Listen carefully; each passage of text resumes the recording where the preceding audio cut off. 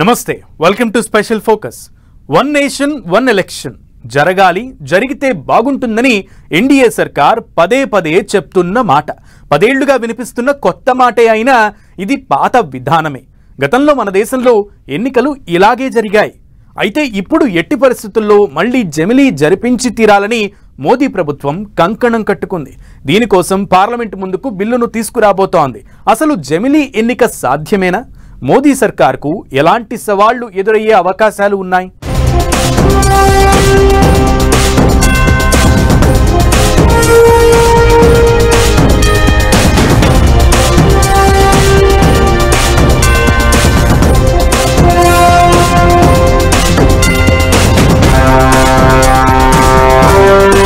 ఒకే దేశం ఒకే ఎన్నికకు కేంద్రం సిద్ధం అసలు బిల్లుకు ఆమోదం లభించేనా 2027లో దేశమంతా ఒకేసారి ఎన్నికల దేశంలో జమిలి ఎన్నికలు సాధ్యమేనా జమిలికి ఎదురు కాబోయే సవాళ్లేంటి కేంద్రంలో హ్యాట్రిక్ అధికారం దక్కించుకుని 100 రోజుల పాలన పూర్తి చేసుకున్న మోదీ సర్కార్ జమిలి ఎన్నికలపై పట్టుదలతో కనిపిస్తోంది గెలుపు అవకాశాలు అంతంత మాత్రమే అన్నట్లు కనిపించిన హర్యానా మహారాష్ట్రలో విజయాలు కమలం పార్టీకి మరింత జోష్నిచ్చాయి జమిలి ఎన్నికలు నిర్వహించి తీరాల్సిందే అనే పట్టుదలతో కనిపిస్తోంది మోదీ సర్కార్ నిజానికి మొదటిసారి అధికారంలోకొచ్చినప్పటి నుంచి ఛాన్స్ దొరికిన ప్రతిసారి ఎన్డీఏ సర్కార్ జమిలి ఎన్నికల ప్రస్తావన తెస్తూనే ఉంది అయితే గత 2 దఫాలుగా సంపూర్ణ మెజారిటీతో ప్రభుత్వాన్ని ఏర్పాటు చేసిన కమలనాథులు ఈసారి సంకీర్ణ భాగస్వాముల మద్దతుపై ఆధారపడి ప్రభుత్వం ఏర్పాటైంది అయినా సరే తగ్గేదలే అంటూ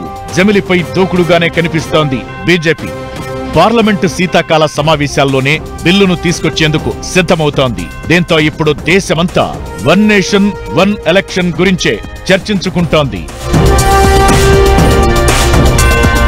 ఒకప్పుడు దేశంలో జమిలి ఎన్నికలు జరిగిన మాట వాస్తవం 1951లో తొలిసారి సాధారణ ఎన్నికలు ఇలానే జరిగాయి ఆ తరువాత 1967 వరకు 3 సార్లు ఇదే విధానంలో ఎన్నికలు జరిగినా 1970లో కాల పరిమితి ముగియకుండానే లోక్సభ రద్దు కావడంతో జమిలి ఎన్నికలకు బ్రేక్ పడింది అప్పట్నుంచి వన్ నేషన్ వన్ ఎలక్షన్ నిర్వహణ అంశం అప్పుడప్పుడు తెరపైకి వస్తున్నా మోదీ నేతృత్వంలో ఎన్డీఏ కూటమి కేంద్రంలో అధికారంలోకి వచ్చాక కసరత్తు మొదలుపెట్టింది మాజీ రాష్ట్రపతి రామ్నాథ్ కోవింద్ నేతృత్వంలో నియమించిన కమిటీ కూడా జమిలి ఎన్నికలకు జై కొట్టింది లోక్సభ శాసనసభ ఎన్నికలను కలిపి నిర్వహించిన 100 రోజుల తరువాత స్థానిక ఎన్నికలు జరపాలని సిఫారసు చేసింది ఎన్నికల సంఘం లా కమిషన్ ఇప్పటికే ఒకేసారి ఎన్నికల నిర్వహణకు గ్రీన్ సిగ్నల్ ఇచ్చాయి అయితే జమిలి ఎన్నికల నిర్వహణ అంత తేలిగ్గా అమల్లోకొచ్చే సూచనలు కనిపించడం లేదు లోక్సభ శాసనసభ ఎన్నికలు ఒకేసారి జరిపేందుకు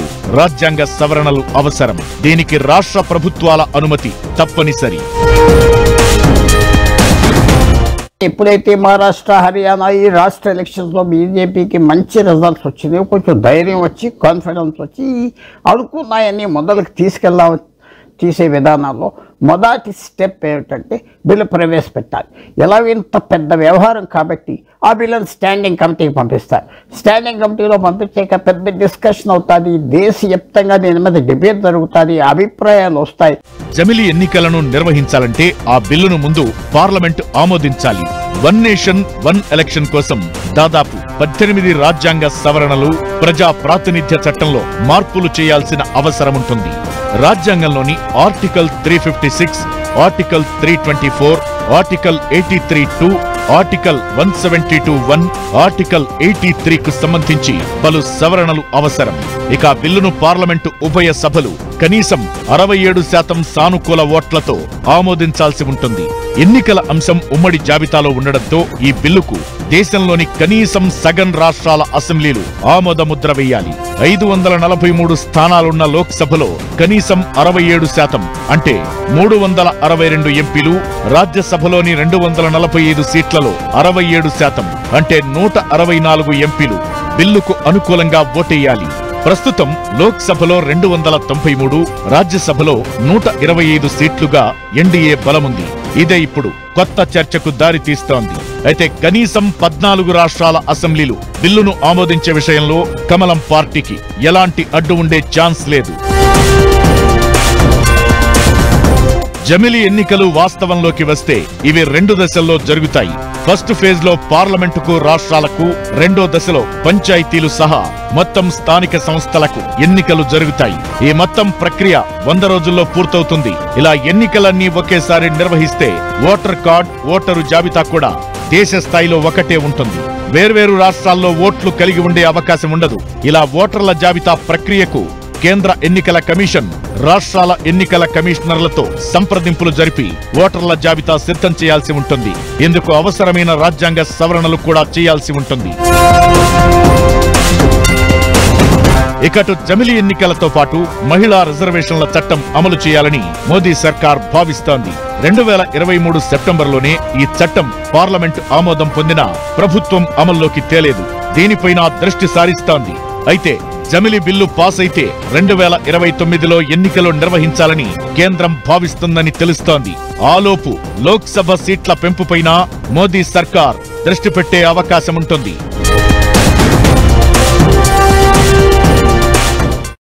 జమిలి బిల్లు పాస్ అయ్యి ఎన్నికలు జరిగితే ఏం జరగబోతుందా అని దేశమంతా ఇప్పుడు ఆసక్తిగా గమనిస్తోంది.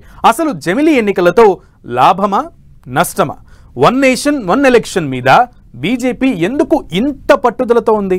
ఇప్పుడు బిల్ పాస్ అయిన జమిలి ఎన్నికలు ఎప్పుడు జరిగే అవకాశం ఉంది? కేంద్రం ఆలోచన ఏంటి? జమిలి ఎన్నికల ప్రభావం తెలుగు రాష్ట్రాల మీద ఎలా పడే అవకాశం ఉంది? జమిలి ఎన్నికలపై బీజేపీ పట్టు ఎందుకు? జమిలి ఎన్నికలతో లాభమా, నష్టమా? జమిలి బిల్లుపై విపక్షాలు ఏమంటున్నాయి? జమిలి ఎన్నికలొస్తే తెలుగు రాష్ట్రాల పరిస్థితేంటి? నిజానికి దేశవ్యాప్తంగా ఎక్కడో చోట ఎన్నికలు జరుగుతూనే ఉన్నాయి. వీటి ప్రభావం దేశ అభివృద్ధిపై పడుతోందన్నది మోదీ సర్కార్ మాట. దీని నుంచి బయటపడాలంటే ఒకే దేశం ఒకే ఎన్నిక విధానమే బెటర్ అని మోదీ పదే పదే చెబుతున్నా అమలు ఎంతవరకు సాధ్యమన్నది పెద్ద ప్రశ్న.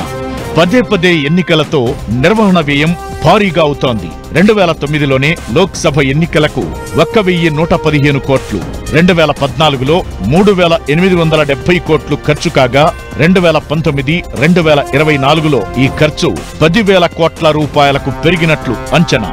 అసెంబ్లీ ఎన్నికల నిర్వహణను లెక్కలోకి తీసుకుంటే ఒక్కొక్క రాష్ట్రానికి 250 కోట్లవుతుందని లెక్కేసిన దేశంలోని అన్ని రాష్ట్రాలకయ్యే ఖర్చు చూస్తే కళ్ళు బైర్లు కమ్మాల్సిందే.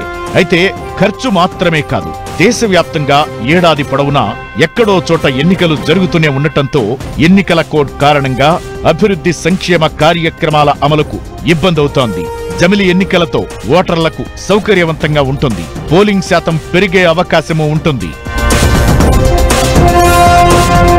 జమిలి బిల్లు పాస్ అయితే 2029లో దేశమంతా ఒకేసారి ఎన్నికలు జరిగే అవకాశాలు కనిపిస్తున్నాయనే అభిప్రాయాలు వినిపిస్తున్నాయి. త్వరలో జనగణన మొదలు కాబోతోంది. ఆ వివరాలు 2026 తరువాత ప్రచురించే అవకాశముంటుంది. ఆ తరువాత డీలిమిటేషన్ కమిషన్ను ఏర్పాటు చేసి 2029 నాటికల్లా వేదికను సిద్ధం చేసే అవకాశాలున్నాయనే ప్రచారం జరుగుతోంది. జమిలి బిల్లు పాస్ అయి 2029లో ఎన్నికలు జరిగితే తెలుగు రాష్ట్రాలకొచ్చే సమస్య లేదు. అయితే 2027లోనే ఎన్నికలు జరిగితే మాత్రం ఇబ్బందులు తలెత్తే అవకాశముంటుంది. తెలంగాణ 1 ఏడాది ముందు, ఏపీ 2 ఏళ్లు ముందుకు జరిగే ఛాన్స్ ఉంటుంది. అయితే ప్రస్తుతం డీలిమిటేషన్, మహిళా రిజర్వేషన్లు ఇలా కేంద్రం ముందున్న సవాళ్ల లెక్క తీస్తే బిల్లు పాస్ అయినా జమిలి ఎన్నికలు 2029కే సాధ్యమయ్యే ఛాన్స్ ఉంది.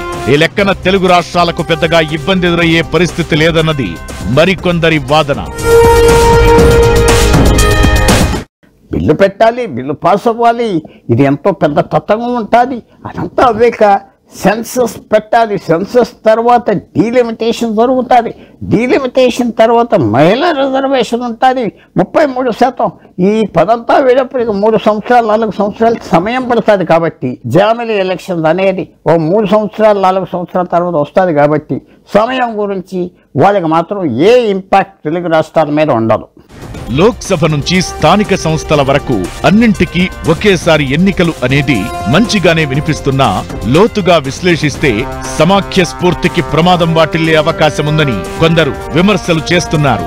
ఏదైనా ప్రభుత్వం మధ్యలో కూలిపోతే మళ్లీ ఎన్నికలు నిర్వహించాలి. ఆ సర్కార్ 5 ఏళ్లు పాలించాల్సి వస్తే జమిలి లక్ష్యమే దెబ్బతింటుందనే అభిప్రాయాలున్నాయి. అలా జరగకూడదంటే కొత్త ప్రభుత్వం కాల పరిమితిని కుదించాల్సి ఉంటుంది.